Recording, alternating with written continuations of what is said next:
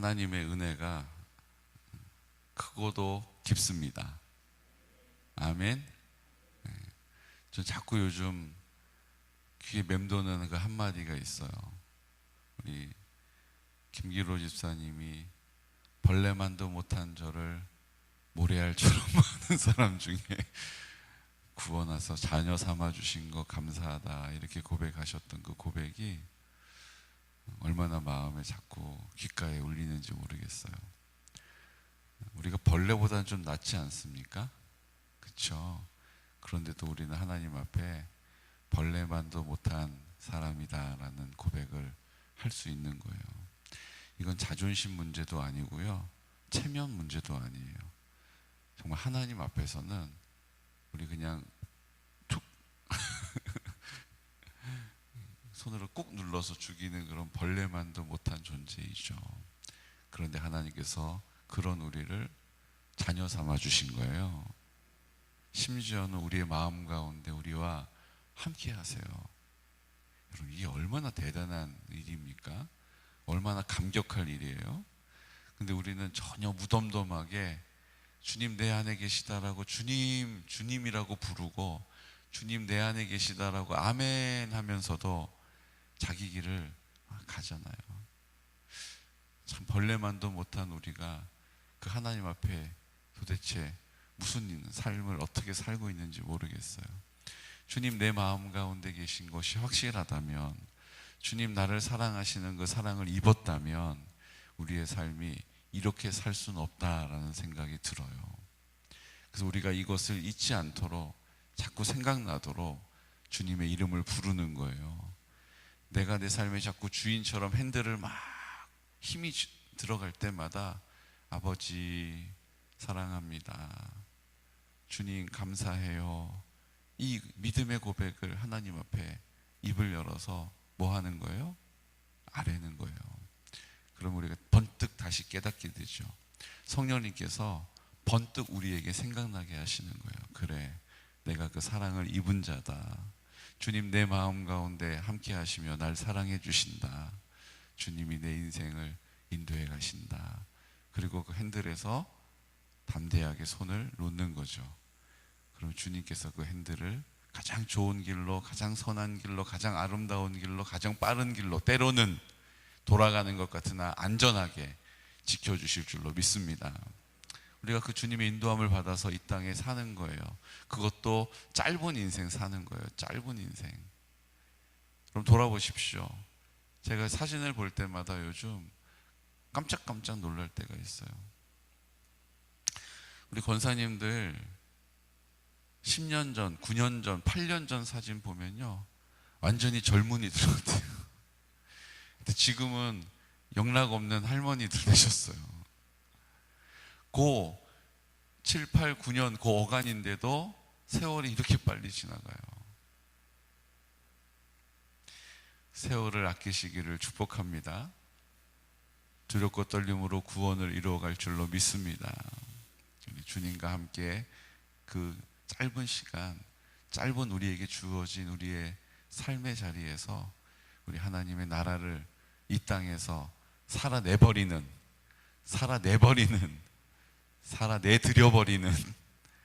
능력과 은혜가 있으시기를 축복합니다. 오늘 에스더서 말씀을 읽게 됩니다. 느헤미야 말씀 완독하신 것을 축하드립니다. 느헤미야 말씀 마지막 부분이 어떻게 진행이 돼요?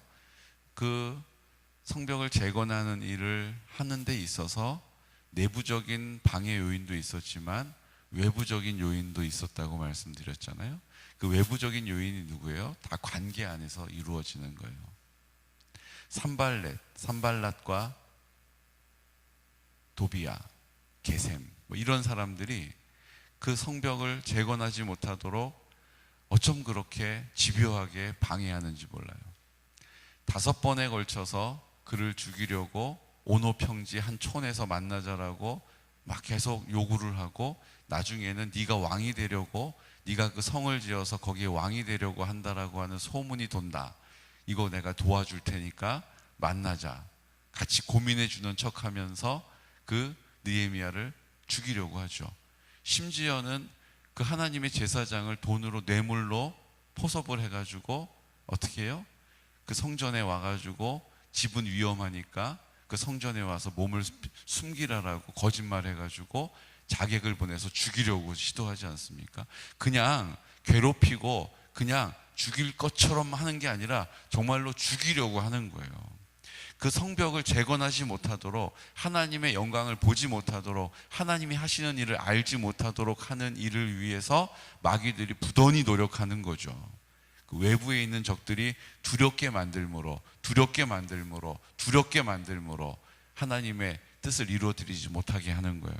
우리의 마음에도 자꾸 두려움을 심어줍니다. 그런데 우리가 믿음의 자리를 지키고 믿음의 방패를 들고 입을 열어 예수님을 찾고 구하면, 예수님의 얼굴을 바라면 주님께서 그 상황을 역전시키셔서 어떻게 하세요? 그 두려움을, 그들이 나를 이제 두려워하게 하신다라는 것을 우리는 믿습니다. 그들이 나를 이제 두려워하게 만드는 거예요. 내가 그들을 두려워했는데, 두려워할 상황이 있었는데 반대로 그들이 이제 나를 두려워하고 그들이 두려워할 상황으로 그 상황을 역전시켜 버리시는 거예요. 그럼에도 우리의 외부의 적은 계속해서 우리가 하나님의 나라를 세워나가지 못하도록 어떻게 해요? 집요하게 우리를 공격하죠. 화전을 막 날려요. 어디서 날리는지도 알 수 없는 화살이 슉슉슉슉 오는 거예요. 그러니까 우리가 할 일은 뭐예요? 믿음의 방패를 들고 복음의 검, 성령의 검을, 말씀의 검을 들고, 그리고 믿음의 싸움을 날마다 싸우는 것입니다.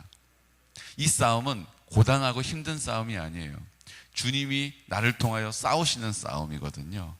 그리고 이 싸움을 싸우게 하시는 일은 승리의 기쁨을, 승리의 확신을, 담대함을 우리에게 주시기 위해서, 주님이 함께 하시면 능히 감당할 수 있다는 것을 알게 하시기 위해서 싸우게 하시는 것입니다. 이 싸움은 주님이 내 안에 나와 함께 하신다는 사실을, 주님이 나를 사랑하신다는 사실을 기억하게 하시려고, 깨닫게 하시려고 우리에게 허락하신 싸움이라는 거예요. 그러니까 여러분 두려워하지 마십시오. 여러분 상황 앞에서, 보여지는 것 앞에서 쫄지 마십시오. 주님이 내 안에 계셔서 주님이 싸우십니다. 그리고 그 싸움의 승리를 우리에게 선물로 주시는 거예요. 그 원리는 주님의 기뻐하심이 내 기쁨이 되게 하시는 거예요. 주님의 감사, 주님의 즐거워함이 나의 즐거움이 되게 하시는 거예요.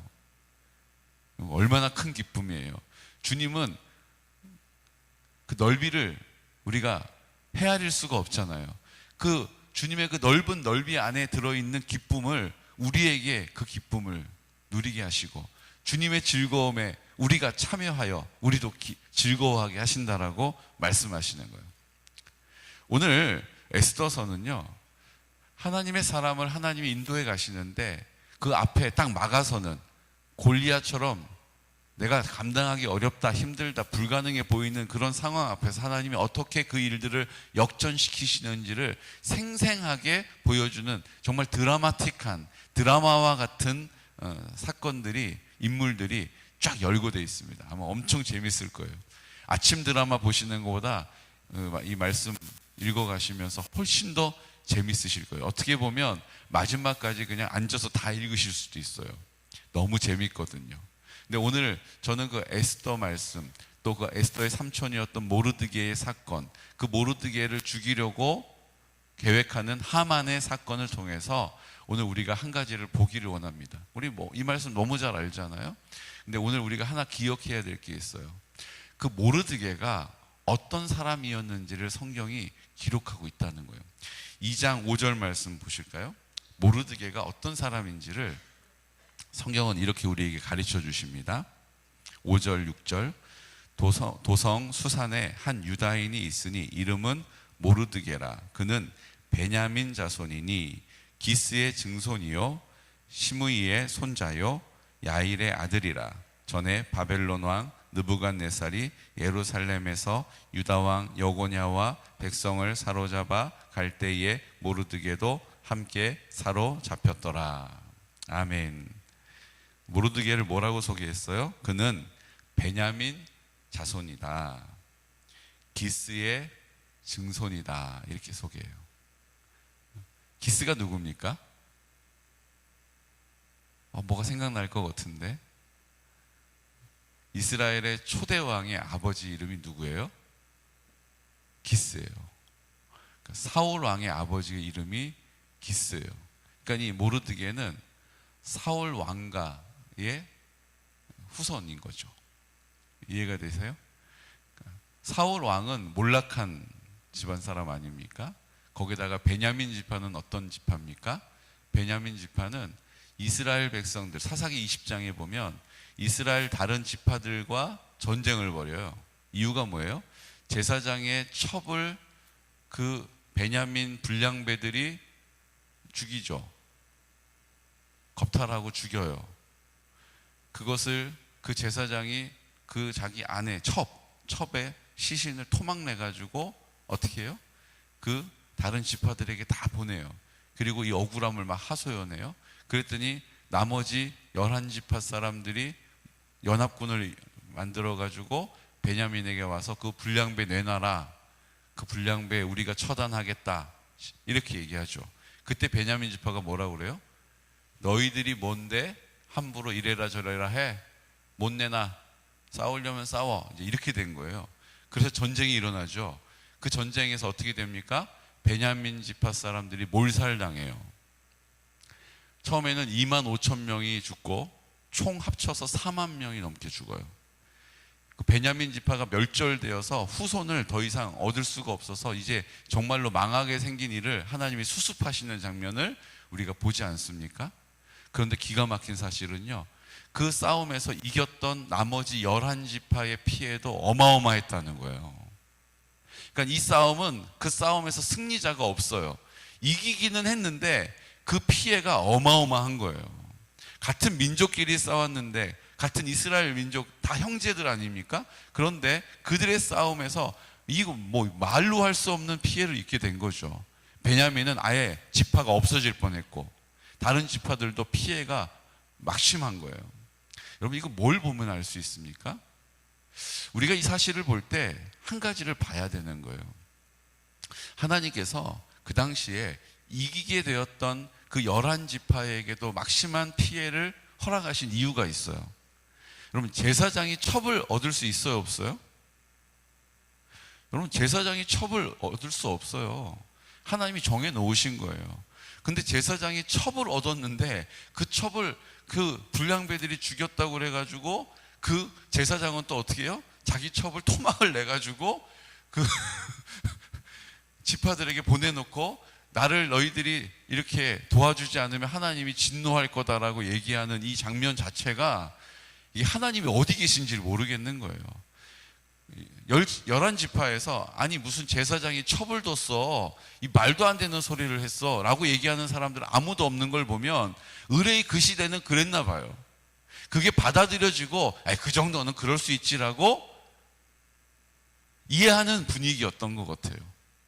여러분, 이게 얼마나 말이 안 되는 일입니까? 하나님이 구별되라고 하나님이 세우신 그 제사장이 첩을 두었을 뿐만 아니라 그 첩의 시신을 토막을 내가지고 그 지파들에게 보냈는데 그 지파들이 또 그 앞에서 또 다 모여가지고 또 자기 형제 막내 베냐민 지파 사람들을 위협하고 결국은 전쟁까지 치르게 되는 이 상황이 이 정상이 아니잖아요. 하나님이 이런 상황, 하나님이 인정되어지지 않는, 하나님을 두려워하지 않는 이 상황 앞에서 그들을 그냥 버려두신 거예요.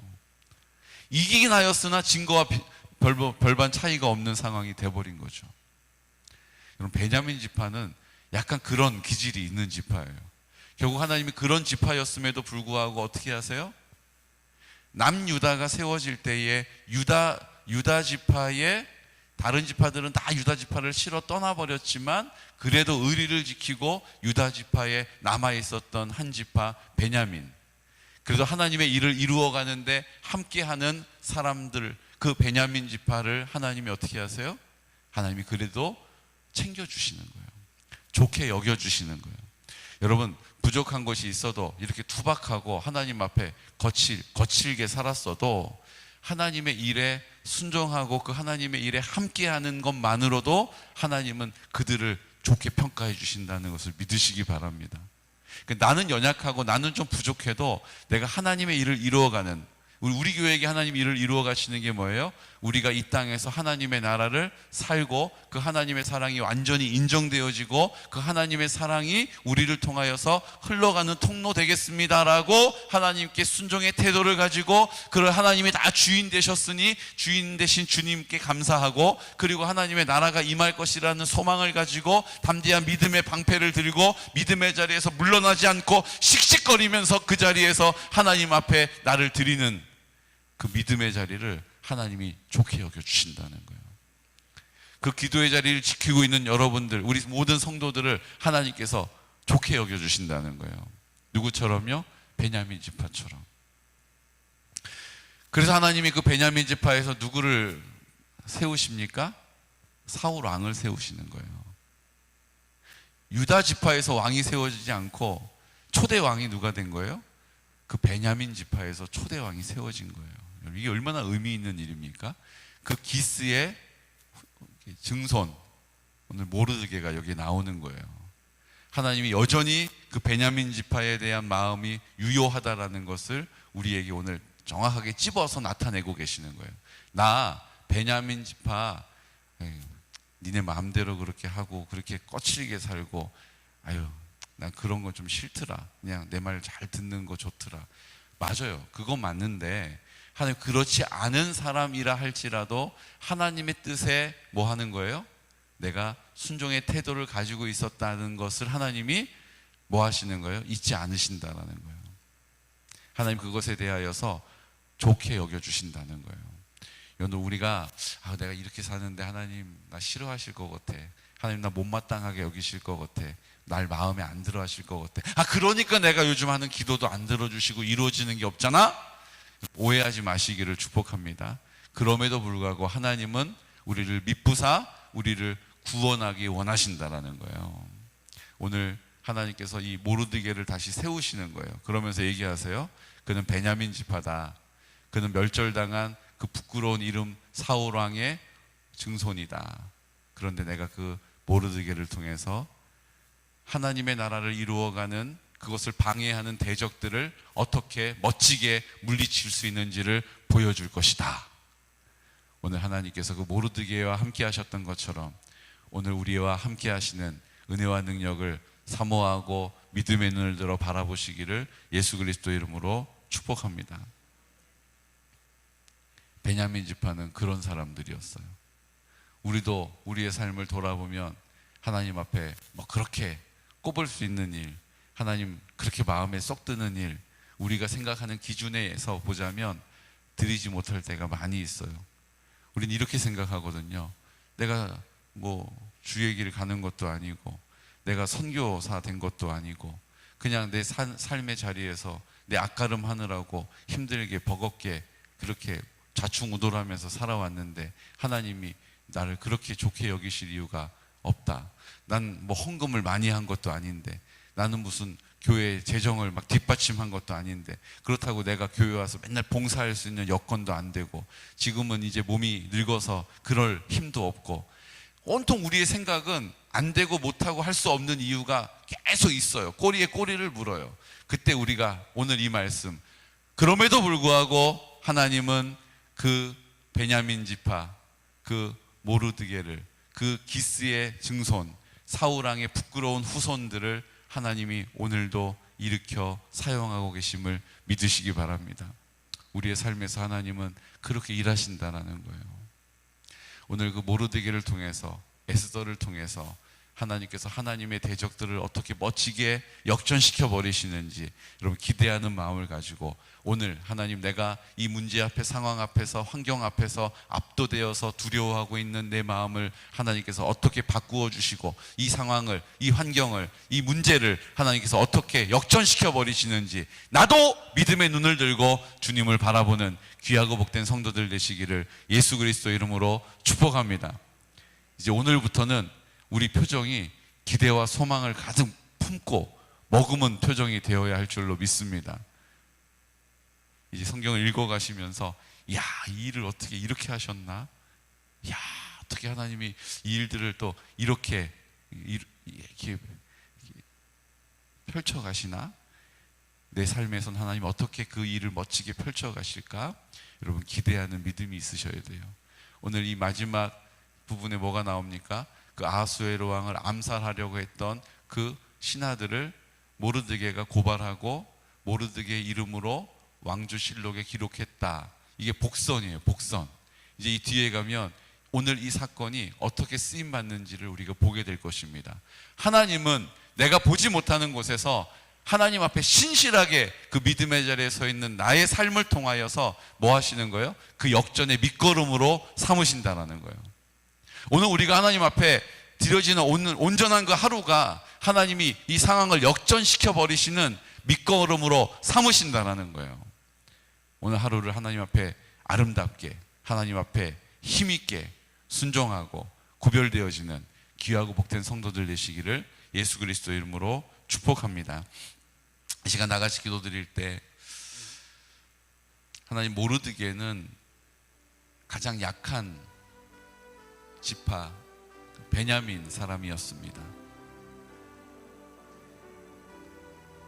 다른 지파 사람들과 전쟁을 벌여서 멸절당할 뻔했던, 어찌 보면 고집투성이고 완고했던 그 베냐민 지파 사람들.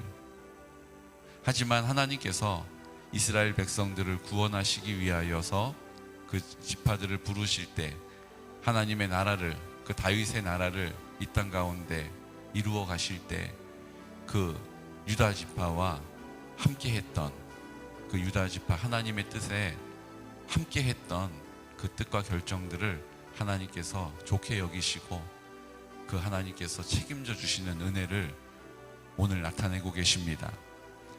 사울왕, 부끄러운 왕조, 하나님 앞에 순종하지 않고 교만하다가 망해버린 왕조인 것 같지만 하나님께서는 그런 민족을 통하여, 그런 집안을 통하여서도 하나님의 일들을 이루어 가신다는 사실을 오늘 우리에게 보여주시니 감사합니다. 이제 하나님께서 이 문제를, 이 상황을 어떻게 역전시켜 가시는지, 오늘 나에게는 하나님 어떤 은혜를 베풀어 주실지 기대와 소망을 가지고 바라보게 하여 주옵시고, 오늘 내가 믿음으로 살아갔던 하루가 하나님께서 이 상황을 역전시키는 밑거름으로 사용하실 것을 믿습니다. 오늘 그 소망을 가지고 오늘 하루를 주님 앞에 구별되이 성결함으로 살게 하여 주옵시고, 하나님을 소망하며 주님 앞에 구별된 하루 살아갈 수 있도록, 두렵고 떨림으로 구원을 이루어갈 수 있도록 도와주옵소서.